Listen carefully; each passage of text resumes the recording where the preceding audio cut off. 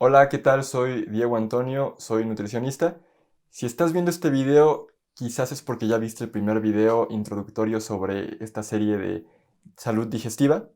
Si no es así, te invito a que veas ese primer video solo para contextualizar esta información. En aquel video anterior te comentaba que quisiera hablarte de un grupo de grandes aliados que podrían contribuir, y que de hecho lo hacen, a tu salud gastrointestinal y por supuesto a la salud en general. Me refiero por supuesto a los probióticos, que seguramente has escuchado hablar de ellos. Empezaré por decirte qué es un probiótico. Un probiótico es un alimento o un suplemento que contiene microorganismos vivos que vendrán a alojarse en el tracto intestinal. Aquí conviene diferenciar que hay microorganismos patógenos, es decir, que producen enfermedades y son nocivos, no deseables, y por otro lado tenemos microorganismos benéficos. Justamente esos son los probióticos. No por nada los considero el primer tema en mi curso de salud digestiva. Les debemos la vida. De hecho, al hablar de bacterias y de microorganismos en el organismo, nos sobrepasan en una relación de 10:1, de modo que cada ser humano es 10 partes de bacterias y una parte de células humanas. O dicho de otro modo, cada célula humana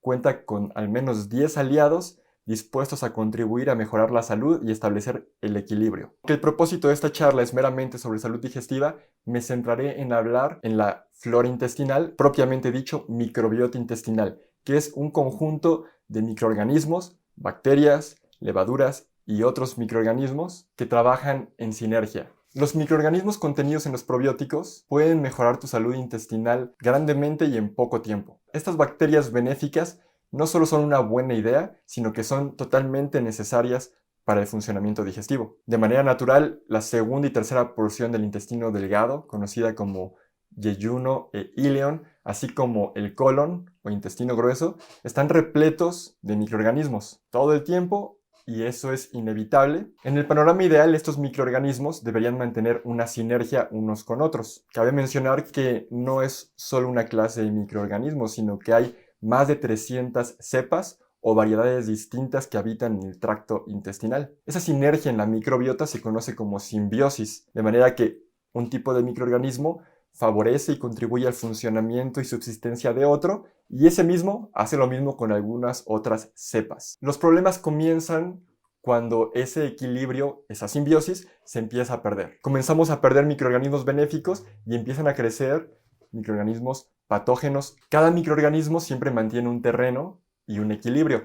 Cuando empieza a haber una merma en cierta cepa benéfica, otro empieza a ganar terreno. Por eso te decía que siempre el intestino está repleto de esos microorganismos, buenos o malos, idealmente buenos. Este desequilibrio se conoce como disbiosis intestinal, y este podría ser el comienzo de muchos problemas digestivos. Por ejemplo, síntomas clásicos como estreñimiento, mala digestión, mala absorción, pudieran ser indicio de disbiosis. Si a lo largo de tu vida nunca has procurado el correcto consumo de probióticos, ya sea en alimentos o en suplementos, es posible que en una u otra medida tengas disbiosis. ¿Cuáles son los beneficios de consumir probióticos? De manera lógica, tener una microbiota intestinal saludable. ¿Pero qué representa tener una microbiota intestinal saludable?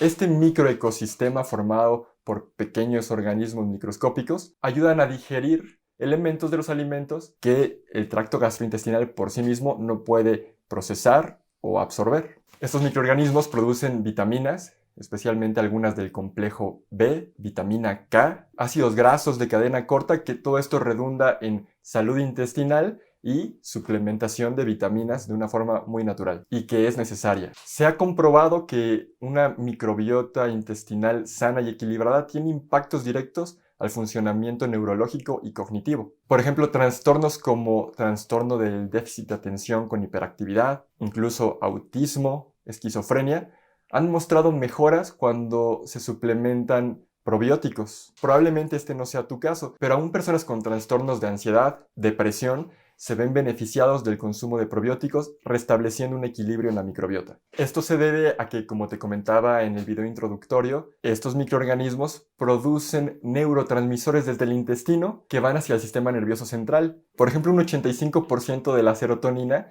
se produce en el tracto gastrointestinal, que es un neurotransmisor relacionado con la sensación de bienestar, y estas bacterias contribuyen en una gran medida a la producción de serotonina. Asimismo, 50% de la dopamina, que es otro neurotransmisor, se produce en el intestino, las bacterias contribuyen a la producción, este neurotransmisor está asociado al placer. Lo mismo podríamos decir de otros neurotransmisores como el ácido gamma-aminobutírico, acetilcolina, que contribuyen sí a la salud física, pero también a la percepción del bienestar, es decir, sentirse pleno y en reposo. Este curso no pretende entrar mucho en detalles específicos, pretende ser breve y darte pautas claras y prácticas, por lo que paso al siguiente punto. ¿Qué pudiera causar que este equilibrio, esta simbiosis, se pierda, degenerando así en disbiosis intestinal, un estadio nada deseable como veíamos? Son múltiples factores. Como número uno podemos mencionar la alimentación, la dieta moderna, la dieta occidental,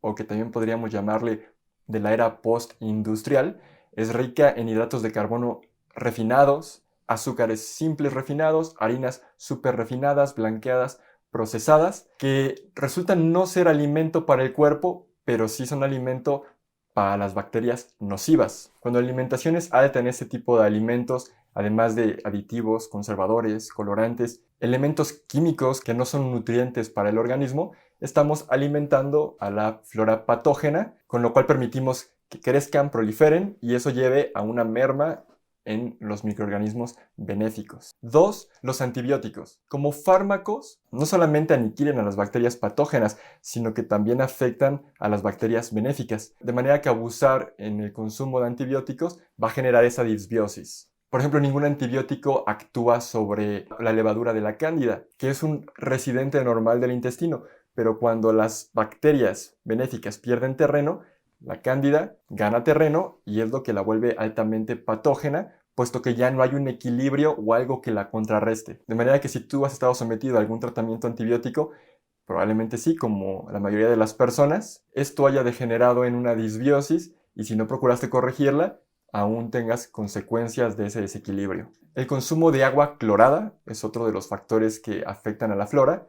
El cloro justamente pretende aniquilar patógenos, pero resulta que también aniquila bacterias benéficas. Quizás tú podrías decir, yo no consumo agua clorada. Bueno, el cloro es uno de los recursos que se utiliza para potabilizar agua en las ciudades, de manera que es altamente probable que el agua que tú consumas sea clorada. Si esto es así, podrías considerar la opción de comprar un filtro casero de ósmosis inversa o un destilador de agua en casa para disminuir este contenido de cloro, así como otros metales pesados. El estrés es uno de los grandes factores que afecta al funcionamiento gastrointestinal y daña a la microbiota. La falta de actividad física, es decir, una vida sedentaria con poco movimiento. Y sí, el abuso en la utilización de sanitizantes aniquila todo tipo de bacterias y la microbiota intestinal podría verse afectada. Como ves, estos pequeños huéspedes son bastante susceptibles, sensibles a los cambios ambientales, pero también a las decisiones que tomamos día tras día. Ahora, ¿qué podemos hacer para propiciar un equilibrio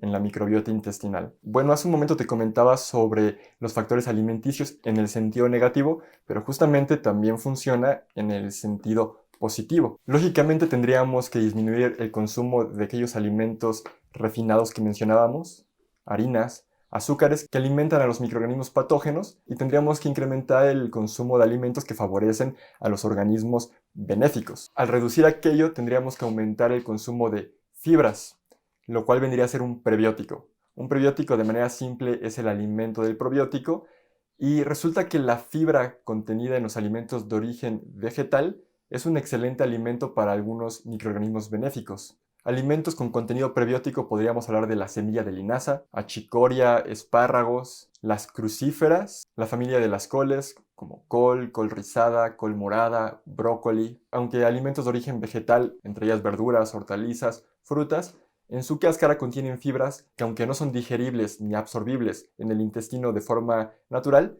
sí son un alimento para estos microorganismos mediante el cual ellos pueden producir vitaminas como las que comentábamos hace un momento. El consumo de alimentos fermentados desde épocas inmemoriales se utilizó como método de conservación de alimentos que resulta que es rico en probióticos. Hoy en día siguen siendo una opción vigente e ideal para consumir probióticos. Cabe mencionar que no es necesario consumirlos en gran medida, preferentemente consumirlos caseros y evitar las opciones industrializadas que a veces ya vienen pasteurizadas o añadidas con algunos aditivos que acaban con estos microorganismos, resultando así en un escaso o pobre consumo de probióticos. Entre los más comunes tenemos el kéfir de agua o tibicos, que es una bebida fermentada hecha a partir del piloncillo, kombucha, que es una bebida fermentada que tiene como base té negro. El vinagre de sidra de manzana, que contiene la masa madre, es una fuente de probióticos. Preparaciones como el chucrut, que es a base de col fermentada. O el kimchi, que es un conjunto de vegetales fermentados de origen coreano. Y estos y otros alimentos fermentados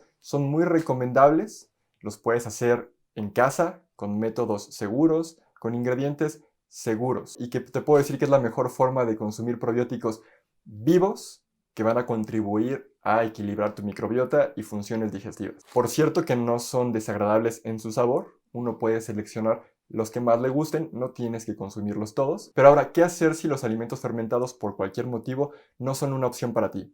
Porque no te gustan o porque no tienes tiempo de prepararlos o no los consigues en el lugar donde vives. Bueno, siempre está la opción de consumir suplementos probióticos que no son tan efectivos como los alimentos fermentados, pero peor sería no consumir nada. Nuevamente, yo recomendaría más los alimentos fermentados. Un buen probiótico debería de estar conformado por al menos 5 a 10 cepas distintas, es decir, una variedad de 5 o 10 tipos de microorganismos distintos. Tú te puedes asegurar de esto leyendo la etiqueta, preferentemente que sean lactobacilos, bifidobacterias, y la cantidad tendría que ser cerca de 30 billones de unidades formadoras de colonia por día. Esto tú lo vas a leer como UFC de forma abreviada, unidades formadoras de colonia. Si el suplemento probiótico que consigas no llega a esa dosis, puedes asegurarte de consumir tanto como sea necesario para sumar 30 billones de UFC por día. Procurar este contenido de cepas distintas es lo que se conoce como un multibiótico, es decir, una sinergia procurando ese concepto que te comentaba,